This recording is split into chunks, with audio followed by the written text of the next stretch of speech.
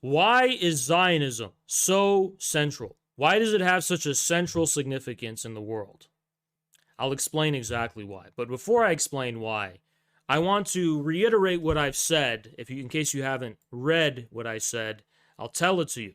So this conflict has actually revealed the political distinctions in America as they've been established to be completely fake. And people still struggle to understand this. But it's a crazy watershed moment. And people say this is a horseshoe moment. It's the right wing and leftists all being critical, not all of them, but many of them being critical of Zionism and Israel. First of all, the reasoning and the explanation for both of these is wrong. Leftists obviously have their post-colonial studies framework that they're going off of, and the whole, this is about white Europeans. Sure.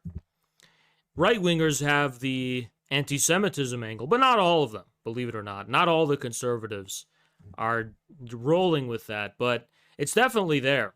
And obviously the latter is worse, right? We all agree from a moral perspective. The latter is worse. But I don't think the basis, the real material basis, is anti-Semitism. I don't think this is about hostility to Jews at all, even when it comes to the conservative anti-Israel sentiment that we're seeing. I don't see any danger for American Jews. So let me just be clear about that. If I ever felt like there was such a danger, I would be the first to defend American Jews who are no less American than anyone else. To be clear about where I stand when it comes to that. But nonetheless, a curious phenomena is happening on all of the political subcultures and distinctions. If you're a conservative who's critical of Israel, you're going to have mainstream con Inc. grifters, including the BAP people, by the way, accusing you of being a brown-loving, third-worldist, anti-white, anti-European, subversive, who hates America, sides with America's enemies, and aligns themselves with LGBT protesters and Black Lives Matter, which is really strange. But then, when you see authentic left-wing pro-Palestinian voices, like Jackson Hinkle, you have leftists, Zionists, coming at him, accusing him of being a fascist, accusing him of being a chauvinist, and ultra-right. There's plenty of these people on Twitter attacking Jackson. And then obviously you have Zionists across the board claiming that left-wing critics of Israel are anti-Semitic, accusing them of being Nazis, basically, right? Nazi anti-Semites. So in both cases, it's like this is the matrix collapsing, because what you're seeing is that there's these artificial and synthetic political subcultures which people adopt for authentic reasons. But the inauthenticity of the political identities is being revealed when the Zionists are weaponizing them in order to accuse people of having the opposite views they have. So if you're anti-Zionist and you're a leftist, the Zionists are trying to paint you as a right-winger. If you're a conservative who's anti-Zionist, the Zionists are trying to portray you as a leftist. And they're doing it in unison. So that is just such a profound phenomenon. It's almost like not just Zionists, but the ideologists of the hegemony in general, of which Zionism is just one of the many proxies. And I'm explaining this privileged significance of Zionism. So Zionist gatekeepers control both political aisles. And when the criticism of Zionism rears its head, they act in unison to crush them, using completely contradictory logic. The Zionists, when they deal with conservatives, say, you're anti-white, you're anti-American. Zionists, when they deal with leftists, say, you're a fascist, you're a neo-Nazi. So why is this? Is this the trope that Jews control both, and this is just the Jewish agenda of self-interest? I don't think so. Zionism is a proxy for hegemony, and hegemony is what controls both leftists and the conservatives. They're both dupes of hegemony. And what is hegemony? It is imperialism. It's international capital. It's the ruling capitalist class. That's the hegemony. And hegemony controls both. The anti-woke, Ian Miles Cheong types, they're dupes of the hegemony. The woke leftists, dupes of the hegemony. But only when it comes to Zionism do you see the unity of the hegemony keeping both in check, which reveals that both positions are rooted in inauthenticity, but are adopted by people for authentic reasons. But why is that? Why is it Zionism that flushes out all of the shills and reveals a kernel of authenticity even in the most grotesque blue-haired LGBT protester? When a blue-hair LGBT protester is being attacked by Zionists, you can't help but recognize something authentic about their position. You can't help but ask yourself and think, wait a second, this person is caught up in a bunch of nonsense, but it's like, they're probably doing it for an authentic reason. They're probably authentically struggling with their family life. They're probably confused. But they're still human. They're still human, and they're still trying to authentically understand their place in the world somehow. And it's even true when it comes to many cases of conservatives. Now, I'm not saying influencers. Notice what I'm saying so people don't twist my words. I'm not saying the right-wing Nazi influencers are authentic. They do have an agenda and they're ideologists, and we fight them. Likewise, for the leftist influencers, I'm not saying they're authentic. But when it comes to ordinary people who identify with these currents, that's what I'm talking about. They could be your neighbors, ordinary people. So why is Zionism central to revealing the inauthenticity of established political distinctions? I think the answer is actually very clear. The Zionist project is an extension of the global capitalist hegemony. A. B. Zionism represents the only community entirely based synthetically on the basis of modern capital. What do I mean on the basis of modern capital? I mean, capitalism has taken root in many nations of the world, but Zionism represents the only nation created entirely from scratch by modern ruling capitalist class. Therefore, Zionism represents the epitome of an inauthentic community in general, an inauthentic form of association, an inauthentic society, and most importantly, an inauthentic state. Now, why, coincidentally, is Zionism a Jewish project, right? Well, we could look to maybe theology for answers for why that is.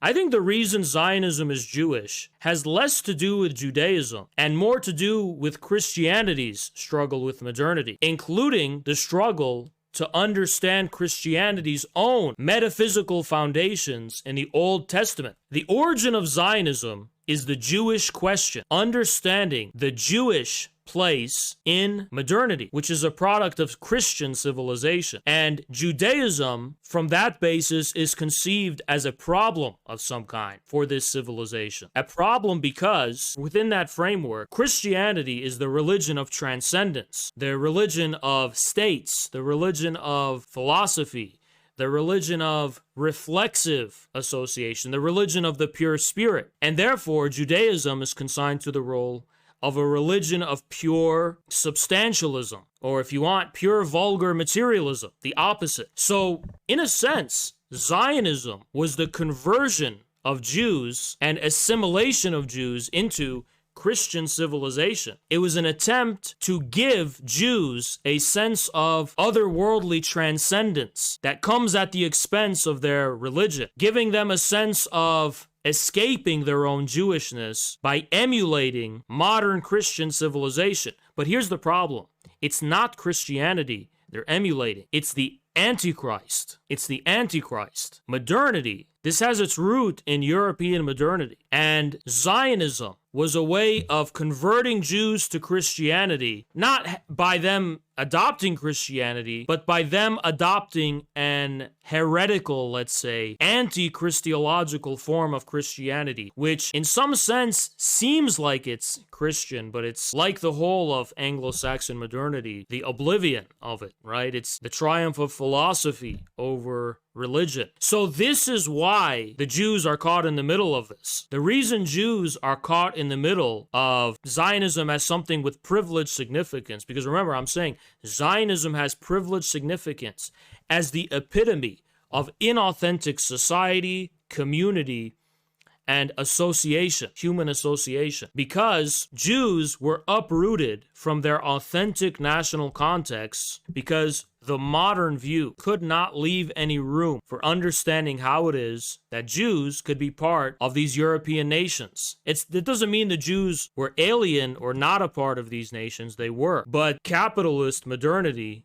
could afford no recognition of them because it could not address, as Marx writes in The Jewish Question, its own foundations, its own hypocrisy. Because bourgeois modernity and the nation-state project could not address this fundamental antagonism and capitalism, they also could not address the way in which Jews were a part of their community. So this is why Zionism was created. Now, this is explicitly true. Zionism, as a project of de-Judaization, was explicit from the beginning. It's the premise of labor Zionism. The whole premise of labor Zionism is that Jews are idle usurers and they don't work, right? So the whole premise of labor Zionism was, we can fix the Jewish problem by having them go and work with their hands. Now, what's the problem with that? It's a problem the Bolsheviks pointed out. It's a problem Lenin and other Marxists pointed out at the same time. Here's the problem. There are all sorts of backward relations that medieval society consisted in. Did Jews engage in usury in medieval times? Yes. Was it a vestige of the medieval era that Jews were not farmers? Yes. Was it a vestige of the medieval era that Jews were professionals, right? Yes. Yes, it was. But with the introduction of modern capitalism, you have a proletarianization of Jews where, yes, they're becoming factory workers. They are working. And it's modernity, which is washing away all of these backward nonsense medieval relations. So it's unjust to single out Jews and say there's a special problem with Jews.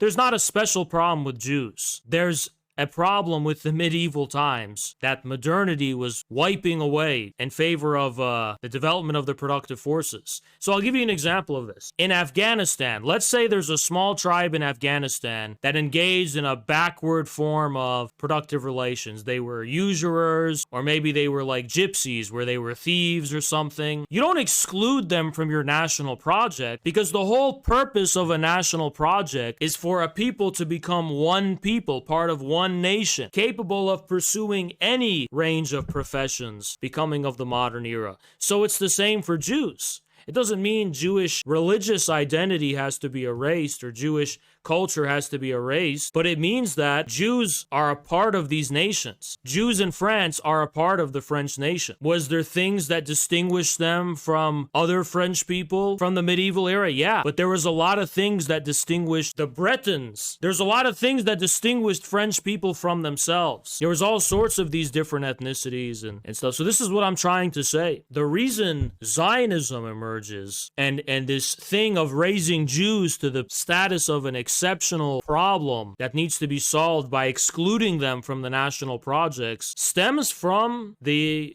failure of the nation-state project itself. The inability for Jews to be part of the European nation-state project is an indictment on the form of the nation-state. And as we enter into an era of civilizational states, it becomes a lot more obvious and a lot clearer of the national character of Jews in their respective nations. Because a civilization state doesn't mean everyone needs to share the exact same culture or the exact same religion. Civilization is how people relate to each other in a determinate way. Jewish intellectuals in France contributed a lot to French intellectual life, to science. German Jews, likewise. I know right-wingers point out there's a lot of Jews they don't like. That's fine, but objectively, if a Jew is making an advance in medicine, that's an accomplishment for the whole German nation if it's a German Jew. Likewise for France. This is an example of a civilizational state where, yes, it's part of your civilization. It's a determinate relation of people within your civilization. Yes, there's different groups who have different ways of life and stuff, but they're all part of one whole, right? One civilization. And specifically, what we're witnessing today with the rise of multipolarity and the rise of a multipolar world order is the destruction of Zionism and the inauthentic community created by capitalist modernity, which Zionism is the epitome of. Because while, for example, in Europe, the capitalist form of the nation state is an inauthentic form, it's still an inauthentic form reigning over an authentic geography, an authentic civilization. Whereas Zionism is trying to uproot the premises of civilization itself and create them from scratch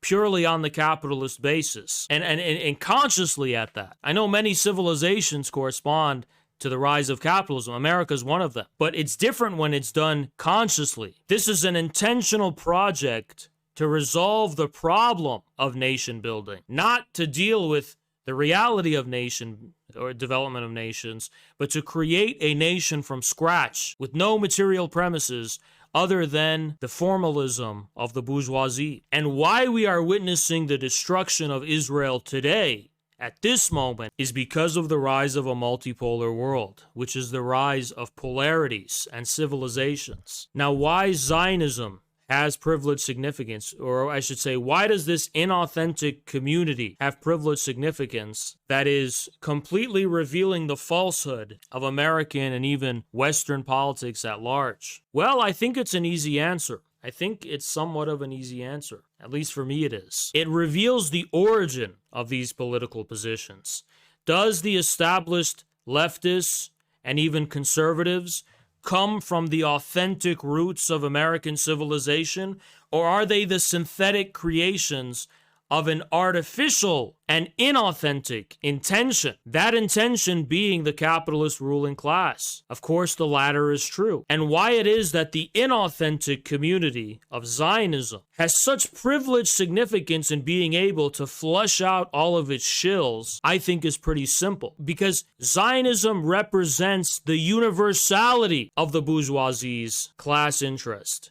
It represents the bourgeoisie elevated to the status of an entire nation, of a class elevated to the status of a nation. I'm not saying Jews are the capitalist class. I'm saying by the very nature of its creation, of creating a nation from scratch, this is the pure capitalist form of community and nationhood.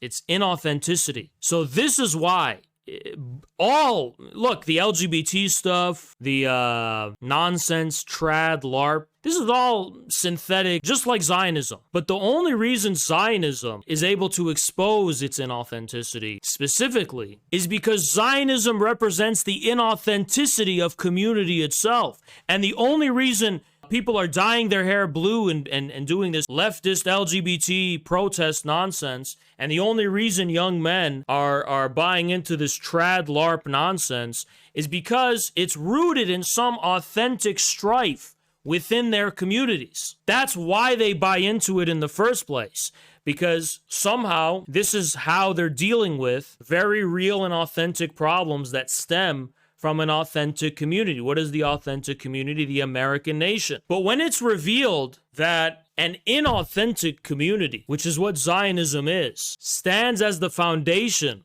of these positions in their form, the form of these positions, not the content of why people relate to them, but the form of these positions, it then becomes clear that these positions do not stem from my authentic community. They don't stem from any authentic American civilization or authentic existential predicament of the American people.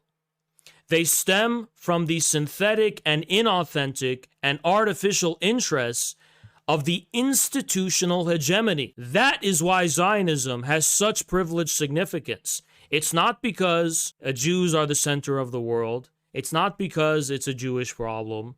The reason Jews are caught up in this, I just explained to you. The real reason is because people don't know that their politics is inauthentic. They relate to them for authentic reasons. There's an authentic reason why a guy adopts nonsense, trad LARP, or buys into nonsense Republican talking points. There's also a reason why people buy into nonsense leftist jibber jabber. There's a reason. There actually is an authentic reason people relate to that. But where those come from, where the positions come from, where the ideas come from, is rooted in something inauthentic. So this is what you need to understand about Zionism and its privileged significance. It reveals the inauthentic community that stands as the basis of relating to the authentic community, the problems of an authentic community.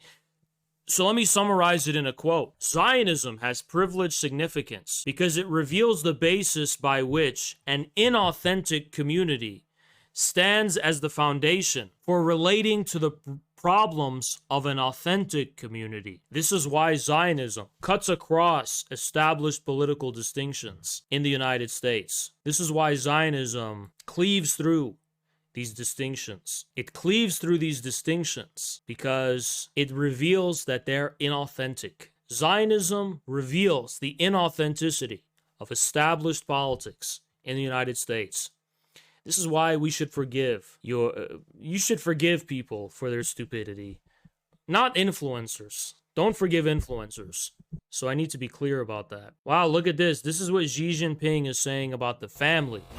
Although red libs are trying to convince us that China wants to abolish the family, Xi Jinping said, a family is the smallest unit of a nation, while a nation is thousands of families put together. Women should be mobilized a unique role in promoting traditional Chinese virtues and fostering stronger family values.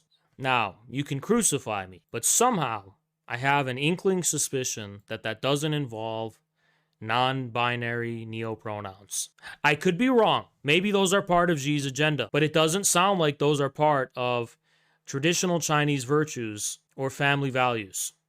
I could be wrong. I'm not an expert on everything Chinese, but I have an inkling suspicion that maybe these red libs are very confused. Maybe they're very confused.